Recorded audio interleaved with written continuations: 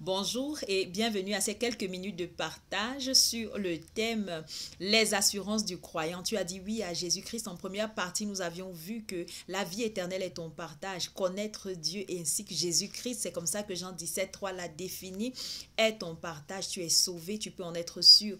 En deuxième partie, nous avions dit que tes péchés ont été pardonnés. Non seulement Dieu nous a pardonné notre méchanceté, mais encore il ne se souvient plus de nos péchés. Et aujourd'hui, pour toi qui es croyant, il peut t'arriver de tomber, c'est pas que tu vis dans le péché, il peut t'arriver de tomber. Et maintenant, 1 Jean 1,9 nous dit que si nous confessons nos péchés, Dieu est fidèle et juste pour nous les pardonner et pour nous purifier de toute iniquité. Alors humblement, tu peux reconnaître que oui, ce que le Saint-Esprit t'a montré comme péché est effectivement péché. Rappelons-nous le rôle du Saint-Esprit, l'un des rôles, c'est nous convaincre de péché, de justice, de jugement. Donc tu lui dis merci de m'avoir convaincu, je reconnais vraiment que c'est mal et je te remercie parce que Jésus-Christ était déjà venu mourir pour cela. Je choisis de me repentir aujourd'hui, accorde-moi ton aide afin que je puisse m'en détourner sincèrement et puis tu es sûr d'être exaucé. Aujourd'hui, en troisième partie, j'aimerais que nous parlions de l'assurance de croissance. Mais avant, je veux t'encourager à aimer la vidéo, à partager la vidéo parce qu'il y en a beaucoup qui aimeraient entendre ce que tu entends.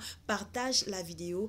Surtout, abonne-toi à ma chaîne si tu ne l'as pas encore fait. Je disais donc aujourd'hui en troisième partie, j'aimerais que nous parlions de l'assurance de croissance. C'est comme une maman qui a accouché. Le bébé, quand il vient au monde, il ne reste pas bébé. 1 an, 2 ans, 3 ans passent, il grandit et puis son alimentation change.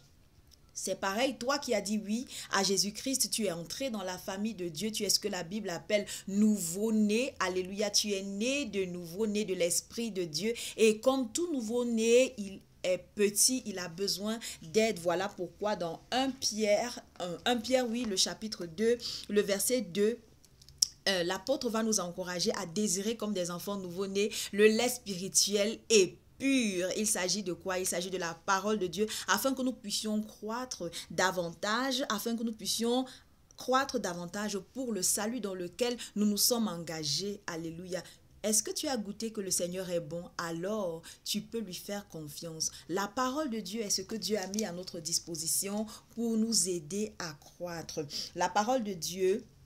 Pourquoi la parole de Dieu? Parce que la parole de Dieu a le pouvoir de créer, d'après Hébreux 11,3, d'après le psaume 33, 6, la parole de Dieu a le pouvoir sur toute la création. Rappelons-nous, pour que nous puissions voir même la création, il a fallu que Dieu dise que la lumière soit. Donc tout a été créé grâce à Dieu. Donc la parole de Dieu a le pouvoir de créer. La parole de Dieu a le pouvoir de guérir. Dans le psaume 107, le verset 20, le Seigneur a dit, j'ai envoyé ma parole et ma parole les a guéris et ma parole les a délivrés de la fosse. Donc la parole est capable de guérir, de délivrer d'une mort précoce, de délivrer du sépulcre, du tombeau. Alléluia. La parole a le pouvoir de conduire vers la foi. Rappelons-nous d'après Romains 10, le verset 17. La foi vient de ce qu'on entend et ce qu'on entend vient de la parole de Christ, de la parole de Dieu. Donc la parole de Dieu a le pouvoir de nous conduire vers la foi. À travers l'évangile qui a été prêché, la parole de Dieu a le pouvoir également de donner une nouvelle naissance. Voilà pourquoi tu peux t'appeler aujourd'hui croyant. Alléluia, c'est grâce à la parole de Dieu. La parole de Dieu a le pouvoir de nous sanctifier. Oui, tu as dit, Jésus-Christ entre dans ma vie, fais de moi la personne que tu désires que je sois. Tu as été libéré des conséquences du péché, c'est-à-dire la mort, la séparation éternelle d'avec Dieu. Maintenant, tu as commencé ta marche avec le Seigneur et le Seigneur s'attend à ce que tu puisses mener une vie de sanctification. Et quoi de plus que la parole pour t'aider à vivre cette vie de sanctification, cette vie de consécration à Dieu. Alléluia. Et cela est vu dans Éphésiens le chapitre 5, le verset 26. La parole de Dieu peut te sanctifier, elle peut te rendre pur. La parole de Dieu a le pouvoir de combattre Satan, de vaincre Satan. Alléluia. La parole de Dieu a le pouvoir de détruire le monde. La parole de Dieu est puissante. Voilà pourquoi nous avons besoin d'elle pour croître. Également, je veux me référer à 2 Timothée, le chapitre 3, versets 16 et 17 qui nous dit que toute écriture est inspirée de Dieu et utile pour enseigner, pour convaincre, pour corriger, pour instruire dans la justice, verset 17, afin que quoi? Afin que l'homme de Dieu soit accompli ou alors parfait et propre à toute bonne œuvre. Sans la parole de Dieu, nous ne pourrons pas croître. Et nous sommes interpellés, pendant que nous parlons de la parole de Dieu, À savoir que la parole de Dieu, elle est fiable d'après 2 Samuel 7, 28. La parole de Dieu est fiable, la parole de Dieu est vraie, la parole de Dieu est parfaite, la parole de Dieu est vivante et efficace. D'après Hébreux, le chapitre 4, verset 12, elle est puissante, elle est efficace, elle est vivante. La parole de Dieu également est éternelle, elle demeure à toujours. Rien ni personne ne peut empêcher la manifestation de la parole de Dieu. Elle vient à nous et que nous la renvoyons au Père, elle ne retourne pas à lui sans effet. Donc la parole de Dieu produit un effet. C'est important que nous puissions avoir une bonne attitude vis-à-vis de la parole de Dieu. Il y a plusieurs réactions que nous pouvons avoir vis-à-vis de la parole de Dieu. Je vais me concentrer sur des réactions positives. Nous avons besoin d'entendre la parole de Dieu. Nous avons besoin de la comprendre. Nous avons besoin de l'accepter. Nous avons besoin d'y croire. Nous avons besoin d'espérer en elle. Nous avons besoin de la laisser habiter en nous. Nous devons être complètement submergés par cette parole. Nous avons besoin d'y obéir. Nous avons besoin de la dispenser correctement. Nous avons besoin de la prêcher.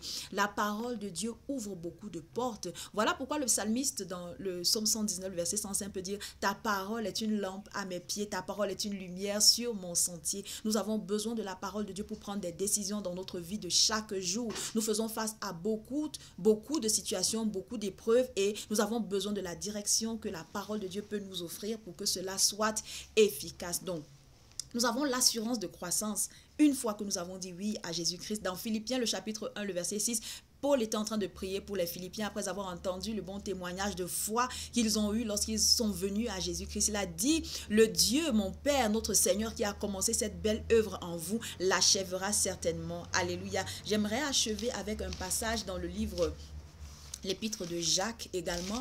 Jacques dans le chapitre 1, les versets 2 à 4.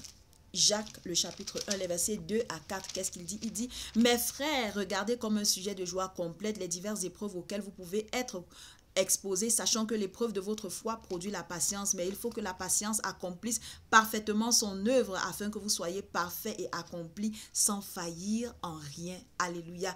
Donc, une fois que vous laissez la parole de Dieu vous pénétrer, une fois que vous vous engagez à écouter la parole de Dieu, à la lire de façon chronologique, livre par livre, à l'étudier, à la mémoriser, à méditer sur cette parole, mais surtout à y obéir, alors automatiquement vous êtes sûr de parvenir à cet état d'homme fait, d'homme accompli, qui n'a pas besoin de rougir de quoi que ce soit, mais qui dispense clairement la vérité et qui vit sa vie telle que le Christ le veut. Rappelons-nous, la parole de Dieu est capable de nous aider à être comme le Seigneur Jésus-Christ, pourvu que nous ne nous contentions pas juste d'écouter, mais surtout de la mettre en pratique. Je vais m'arrêter ici aujourd'hui. Toujours, je t'encourage à partager la vidéo et à t'abonner à ma chaîne. Reste béni dans le nom puissant de Jésus-Christ. Amen.